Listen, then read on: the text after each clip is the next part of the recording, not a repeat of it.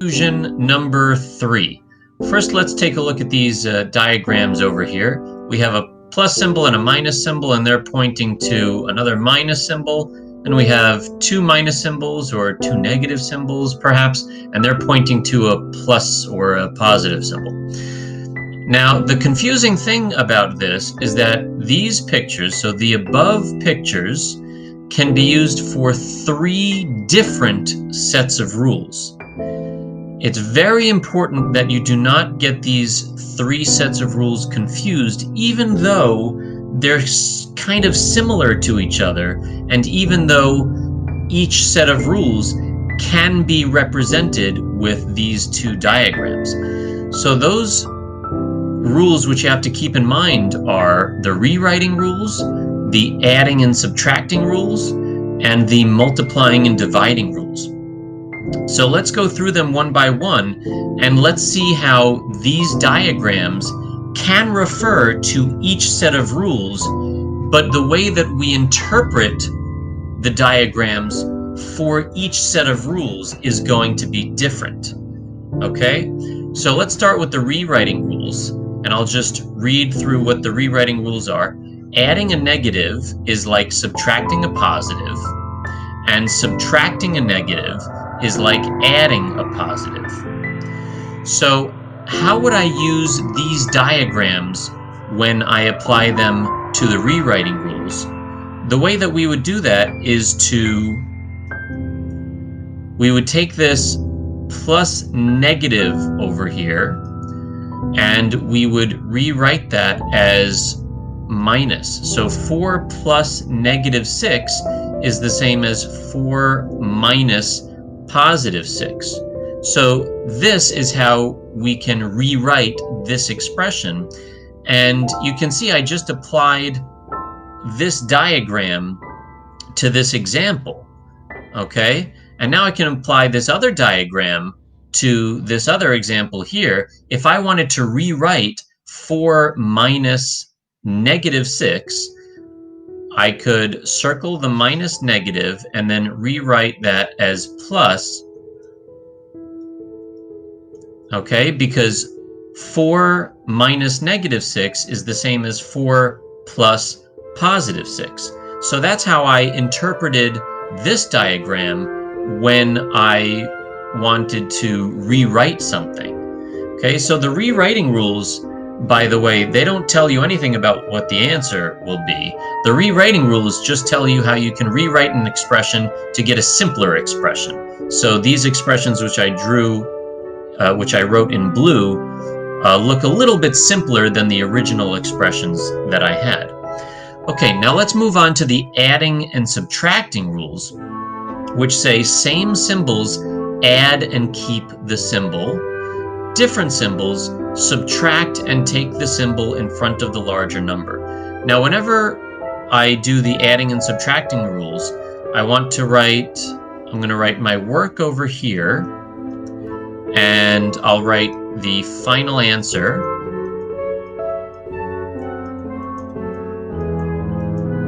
over here. And by the way, the adding and subtracting rules, they're really more important for when your first number is a negative number. So I wouldn't even bother using these rules if my first number was a positive number. I'm really only going to focus on them when the first number is negative. Okay, so how would I apply the rewriting rules to this first expression here? Well, you can see here I have different symbols, right? I have a negative symbol here, and I have a plus symbol over here. So I have different symbols.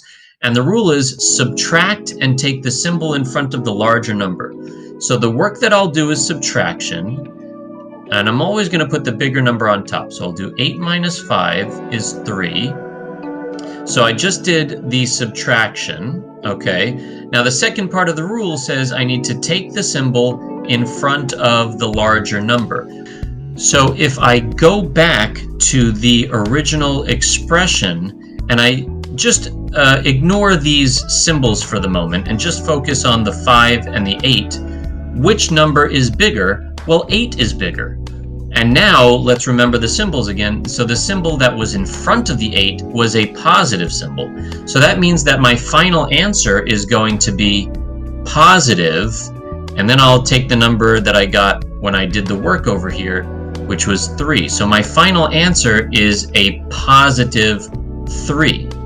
Okay? Now, going back up here, you can see how this rule could be, or how this diagram could be applied to what I just did. So if I have different symbols, and you can see over here the symbols are different, then this diagram is telling me that the operation that I need to do when I do my work is subtraction. Okay? All right, that's how we are interpreting this diagram when we apply it to the adding and subtracting rules. Okay, when we applied it to the rewriting rules, then the interpretation was I should circle the plus negative and turn it into a minus. That's how I interpreted this diagram. But when I apply this diagram for the adding and subtracting rules, then what it's telling me is that if I see different symbols, then the work that I need to do is subtraction. Okay, so it still doesn't tell me what the final answer is. For that, I have to remember the rest of the rule, which is take the symbol in front of the larger number, which in this case gave me a positive answer. But at least I know that the work that I should be doing for this problem is subtraction. So let's do another example. So what if I wanted to do -5 minus 8? So now I have the same symbols here. And when I have the same symbols, what I need to do is add and keep the symbol. So the work that I'm going to do is addition. So I'll do 8 plus 5 this time, which is 13. Okay, and notice how this diagram over here, if I interpret it the correct way, can help me out with remembering this rule. Because here I had the same symbols, and this diagram is basically telling me that the work that I should do is addition. So over here, I added, okay? Same thing as what's written out in words right over here. The work that I need to do is addition. But again, you have to be careful, because looking at this diagram, it does not tell me if the final answer is positive or negative, okay? In fact, for that, I would have to go back to these words over here, same symbols, add and keep the symbol. Well, the symbol that I had to begin with was the negative symbol, right? So my final answer here is going to be a negative, and then I'll take the number from the work that I did, 13. Okay, so in this, when I'm interpreting this diagram for the adding and subtracting rules, this tells me that I should do addition, but it doesn't mean that my answer is going to be positive. Okay, in fact, my answer is going to be negative here. Okay, now let's go do another example. Now this one is similar to the first example that we did. So again, I have different symbols. Let me just go ahead and erase this, because now we're talking about a problem with different symbols. And for that, oh, excuse me, I can either read these words over here, or I can look at this diagram. So this diagram is telling me that when I have different symbols, the work that I should do is subtraction. That's really the same thing as what it says over here. If I have different symbols, then the work that I need to do is subtract. Let me use a different color here.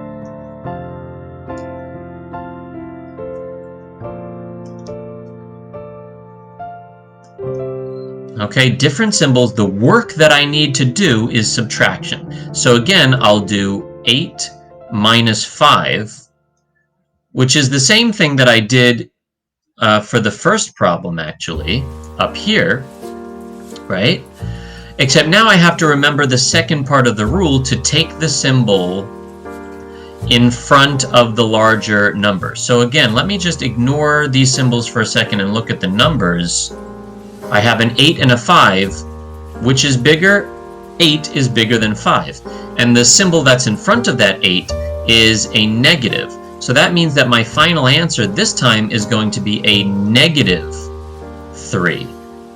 Okay? So, again, when you're looking at this rule, or when you're looking at this diagram and you're applying it to the adding and subtracting rules, then this tells you what operation to use, okay, when you're doing the work. So I had different symbols, so the operation that I used was subtraction, but it doesn't tell me what the sign of my answer is going to be. So you might say, but wait a minute, Mr. Friedman, this looks like a negative, and your final answer was negative. So yeah, it sort of coincidentally it worked that time.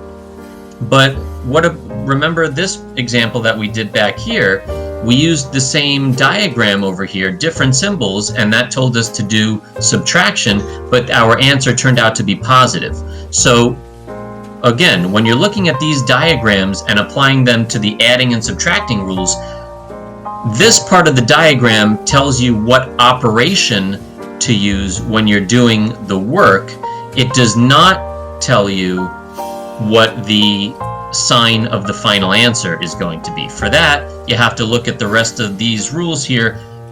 Same symbols add and keep the symbol, or different symbols subtract and take the symbol in front of the larger number. Okay, so let's move on to the last set of rules, and again, we can use these diagrams to help us remember the multiplying and dividing rules, but the way that we interpret these diagrams is going to be different from the way that we interpreted the diagrams for these rules and for the rewriting rules. So the multiplying and dividing rules say same signs, sign meaning positive or negative, same signs, the answer will be positive, different signs, the answer will be negative. So here's a very important thing. When you're using the multiplying dividing rules and you want to interpret these diagrams here, now these diagrams are telling us what the final answer would be. Okay, they didn't tell us what the final answer would be for the other rules, but for the multiplying and dividing rules, they tell us if the final answer is going to be positive or negative. So over here, what do I have? I have a positive times a negative. So the positive symbol is not always written, but I'll just write it in here to make it more explicit. I have a positive times a negative. So if I look at this diagram over here, this is telling me that a positive times a negative, is going to give me a negative answer. Okay, so 30 times 2 is 60, but I have to remember that my answer is going to be negative, so that's a negative 60. All right, so I just used, in words, I just used different signs, answer will be negative. If I wanted to think of the diagram, then this is the diagram that I would look at, and I would understand that this over here is telling me what my final answer is going to be, positive or negative. Okay, now let's do the next one. So these rules apply to division as well. So the next example that I have is negative 28 divided by negative 4. So here I have the same signs, both of these are negative, and this rule says that my answer will be positive. So this diagram over here is basically telling me the same thing. If I have the same signs here, meaning two negatives, my answer will be positive. Okay? So 28 divided by 4 is 7. And this rule is telling me that I'm going to get a positive 7. We don't always write the positive symbol there, but I'll just write it in this video right now.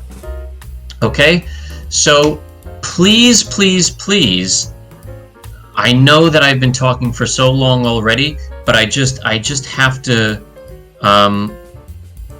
go over this again, and to make it super clear that these diagrams, you can use these diagrams to help you remember all of these rules, but you have to interpret the diagrams differently for each set of rules that you're using. So when I look at the rewriting rules, then this and this mean that I should be rewriting some operations as either subtraction or addition. Okay? When I use these diagrams to help me with the adding and subtracting rules, then this and this are not telling me to rewrite anything, but they're telling me the work that I need to be doing in order to find the answer. Okay?